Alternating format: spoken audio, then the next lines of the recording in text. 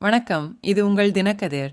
திருச்சியில் முக்கிய உள்கட்டமைப்பு திட்டங்களை தொடங்கி வைத்த முதலமைச்சர் ஸ்டாலின் நகரத்தை தமிழ்நாட்டின் இதயம் என்று வர்ணித்து உலகத்தரம் வாய்ந்த வசதிகளுக்கான தேவையை வலியுறுத்தினார். இந்த பிராந்தியத்திற்கான அரசாங்கத்தின் உறுதிப்பாட்டை எடுத்துரைத்த அவர், கடந்த 4 ஆண்டுகளில் திருச்சியில் பல்வேறு மேம்பாட்டு முயற்சிகளில் திமுக நிர்வாகம் 26,066 கோடி ரூபாய்க்கு மேல் முதலீடு செய்துள்ளது என்றார். பஞ்சப்பூரில் ஒருங்கிணைந்த பேருந்து மற்றும் லாரி முனையத்தை திறந்து வைத்த ஸ்டாலின், மாவட்டத்தின் வளர்ச்சியில் அர்ப்பணிப்புடன் பணியாற்றிய நகராட்சி நிர்வாக அமைச்சர் கே.என்.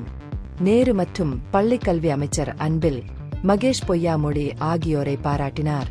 அவர்களின் பணி அனைவரையும் உள்ளடக்கிய முன்னேற்றத்தின் மூலம் சமூகத்தின் அனைத்து பிரிவுகளையும் மேம்படுத்துவதை நோக்கமாக கொண்ட திராவிட ஆட்சி மாதிரியின் கொள்கைகளை பிரதிபலிக்கிறது என்றார். திராவிட மாதிரி 2.0 வளர்ச்சியை ராக்கெட் வேகத்தில் துரிதப்படுத்தும் என்று முதல்வர் மேலும் வலியுறுத்தினார். தமிழ்நாட்டின் காவிரி நீர் உரிமைகளை பாதுகாக்க தவறியதற்காகவும் குடியுரிமை திருத்தச் சட்டத்தை ஆதரித்ததற்காகவும் முந்தைய அதிமுக அரசாங்கத்தை அவர் விமர்சித்தார். கூடுதலாக தூத்துக்குடி ஸ்டெர்லைட் துப்பாக்கிச்சூடு சம்பவத்தை நினைவு கூர்ந்த அவர், கல்வி, உள்கட்டமைப்பு மற்றும் சமூக நலனில் தனது அரசாங்கத்தின் சாதனைகளுடன் அதை வேறுபடுத்தி காட்டினார். முன்னாள் முதல்வர் எம்.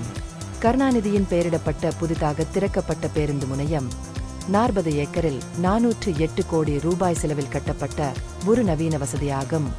401 பேருந்துகளை நிறுத்தும் வகையில் வடிவமைக்கப்பட்ட இது குளிரூட்டப்பட்ட காத்திருப்பு அரங்குகள், எஸ்கலேட்டர்கள், லிட் மற்றும் சில்லறை விற்பனை நிலையங்கள் போன்ற அம்சங்களை கொண்டுள்ளது.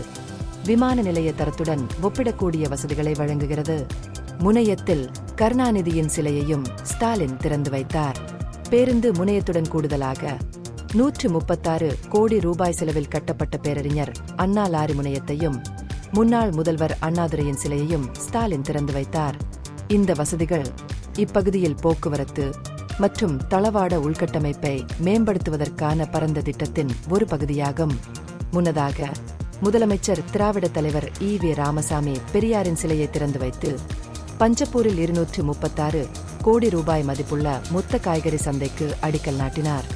இடமலைப்பட்டிபுத்தூரில் இருந்து வந்த ஸ்டாலின், பால்காமில் நடந்த பயங்கரவாத தாக்குதலில் உயிரிழந்தவர்களுக்கு அஞ்சலி செலுத்தும் வகையில் 1 நிமிடம் மௌன அஞ்சலி செலுத்தினார்.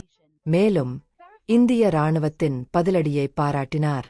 இந்த பகுப்பாய்வு நுண்ணறிவுள்ளதாக கண்டால் முக்கியமான அரசியல் முன்னேற்றங்கள் குறித்த கூடுதல் புதுப்பிப்புகளுக்கு லைக் செய்யவும், ஷேர் செய்யவும், சப்ஸ்கிரைப் செய்யவும். இது உங்கள் தினக்கதிர். நன்றி.